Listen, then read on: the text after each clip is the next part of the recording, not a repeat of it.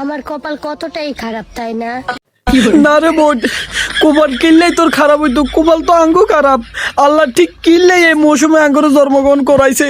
আজকে 7টা রোজা, এই 7টা রোজার একটা রোজাও রাখতে পারলাম না। ও গোহারস্ন কেমনে রে বোন, তুই খানার লাই কিছু করতে হারবি নি?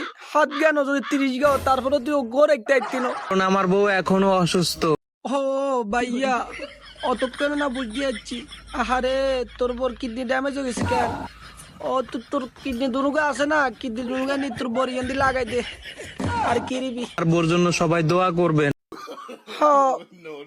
মসজিদের মাইকত মিলে ধোয়া দিউম, জিরাফি ফাটাই দিস। জিরাফিত কাম হইতো না, ওই শুয়ারির গোড়া আছে না, শুয়ারির গোড়া ফাটাই দিস। শুয়ারির গোড়া খাবাই ব্যাকেরে, বুঝছো? সুস্থ হইয়া বাকি সবগুলা রোজা রাখতে পারে। তাড়াতাড়ি সুস্থ করেন আল্লাহ।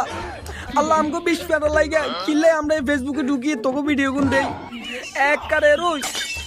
ওরে শুয়ারির গোড়া একটা বত্তা করে তুমি একটা দৌড়ি একারে শতানের বাচ্চা।